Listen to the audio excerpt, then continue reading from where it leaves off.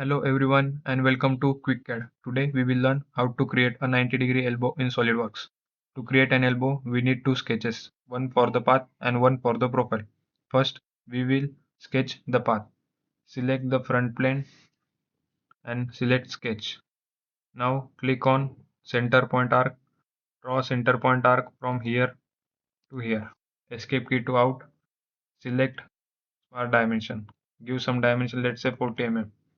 Now again escape key to out. Select this point and that point vertical and this point and that point horizontal. Now our sketch is fully defined. Now exit the sketch. Now we need to sketch the profile. Let's say we will sketch the profile on top plane. Now draw a circle, escape key to out, select smart dimension and give dimension, let's say 20 mm, and escape key to out.